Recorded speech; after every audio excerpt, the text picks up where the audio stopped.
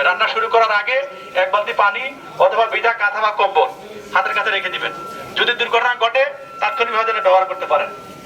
আমরা এই সচেতনতা বৃদ্ধির লক্ষ্যে আমরা আপনাদেরকে এই ভিডিওগুলো দেখাচ্ছি। এবং ওই সময় আরেকটা বিষয় হলো আমাদের ইয়ে আছে, কিন্তু আমাদেরকে জানানোর জন্য নাম্বারও আছে, আমাদের হটলাইন নাম্বারও আছে এবং আপনার 999 কল করলে আমাদের সেবা পাবেন। এবং আমাদের নিজস্ব হটলাইন নাম্বারও আছে 102 বা 102 কল করলে আমাদের সেবা পাবেন। আর আমরা যেহেতু পাশেই আছি, আপনি একজন লোক গিয়ে একটা মেসেজটা দিলেই হবে যে কোনো সমস্যা, যেমনটি হয়েছিল গতকালকে আমাদেরকে জানিয়েছিলেন, আমরা তাৎক্ষণিকভাবে এসে কিন্তু আগুনটা নিভেছি। আর আপনারা যাদের দোকান আছে তাদের দোকানে একটা করে ফায়ার এক্সটিংগুইশার রেখে দিবেন। আসলে মেইন সুইচটা ওই সময় খুঁজে পাওয়া যায় না, আর দোকানদার সময় দৌড়ে পালায় বা বাসা থেকে সবাই বের হয়ে অন্য জায়গায় চলে যায়। যদি ওই সময় যদি একটা ফায়ার এক্সটিংগুইশার থাকে বা পানির যদি ব্যবস্থা থাকে বা বালির যদি ব্যবস্থা থাকে, তাহলে কিন্তু আগুন তাৎক্ষণিকভাবে নিভানো সম্ভব।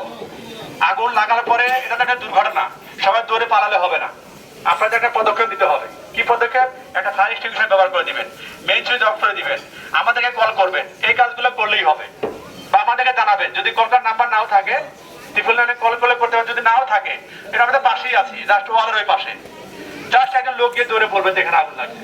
তাহলে আপনাদের এখানে কিন্তু খুবই খারাপ অবস্থা, আপনাদের এখানে কিন্তু জায়গার বড় অভাব, লোকজন নেমে জায়গা মানে থাকার দাঁড়ানোর জায়গাটাই নাই, মানে একটা সমস্যা। কিন্তু আগুন লাগলে কিন্তু বড় আগুন হয়, তাহলে কিন্তু আপনাদের সমস্যা হবে। আর একটা বিষয় হলো, যেহেতু আবাসিক এলাকা, প্রচুর শিশু বাচ্চা আছে এখানে, মানুষ তো আসলে আগুনে পুড়ে খুব কম লোকই মারা যায়। প্রথমে কিন্তু ধোঁয়া যদি ইনহেল করে বা নিঃশ্বাস নেয়, তাহলে কিন্তু সে মাথা ঘুরে পড়ে যায়।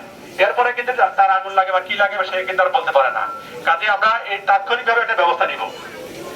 আশা করি আপনারা যেটা বললাম আর কি, আমাদেরকে জানানো, মেইন সুইচ অফ করা বা ফায়ার এক্সটিংগুইশার ব্যবহার করা, এই কাজগুলো যেগুলো দুর্ঘটনায় করবেন, এই আশা ব্যক্ত করে আমরা এই যে প্রোগ্রামটা করলাম, এখান থেকে আমরা বিদায় নিচ্ছি। সবাইকে ধন্যবাদ। আসসালামু আলাইকুম।